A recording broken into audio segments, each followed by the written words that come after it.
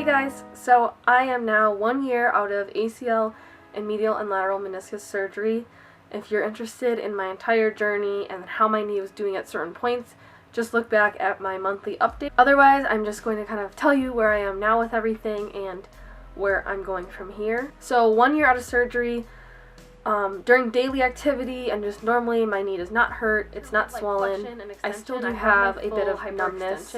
But to the left I don't have the exact same flexion as I do in the other leg. It's good enough to be functionally fine, but it definitely is still a bit stiff on the end of flexion, so that is something I continue to work on because I do think that affects the anterior knee pain and just some other qualities. So I'm trying to continue to work on stretching the flexion. I am now able to fully play soccer again, as well as do all of my normal other workouts. Ever since I was cleared to transition back into sport in the beginning of February, I finished out my physical therapy over the next 6 weeks and slowly incorporated more and more game realistic activities and contact until the point where I was able to fully play again.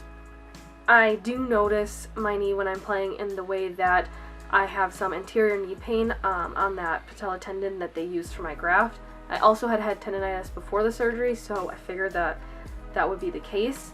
Right now I'm just focusing on kind of managing that pain by taping my knee with kinesio tape anytime that I'm playing. That just helps to support it and to keep the kneecap tracking in the right alignment. And then I'm also really focusing on using compression sleeves and ice. Besides that, as I have come back into playing again, I've also had some kind of soft tissue problems, like my lower hamstring tendon that connects to the medial part of the knee has gotten really sore sometimes after playing, as well as my hip flexors. So when you're increasing your activity level back again, you have to be careful for the soft tissue things, and that's why the strengthening is still so important.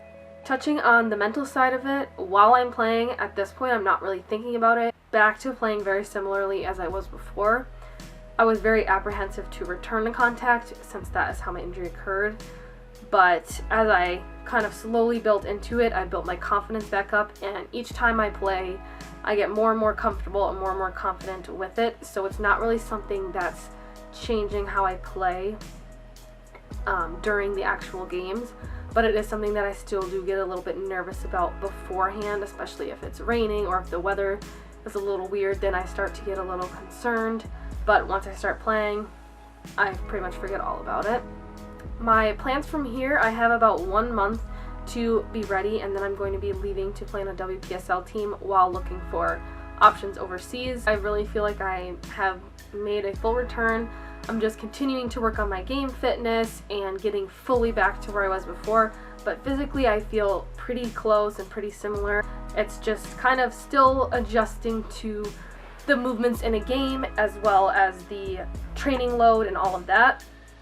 But in general, I feel like I've returned. I feel good about where I am and that I will be able to continue making the progress that I need in order to play at the level that I'm looking to play at.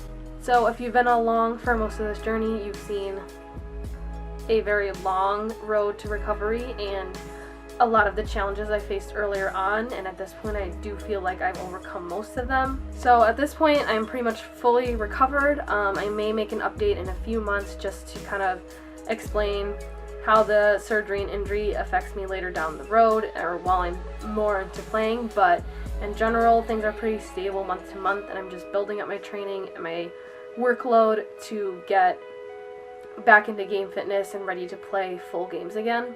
So thank you guys so much for watching. Like I said, if you have any questions about the rest of my journey, check out my other videos, and also don't be afraid to leave any questions below. I appreciate everybody who's watched and all of the support that I've gotten throughout. So thank you so much for watching. Bye!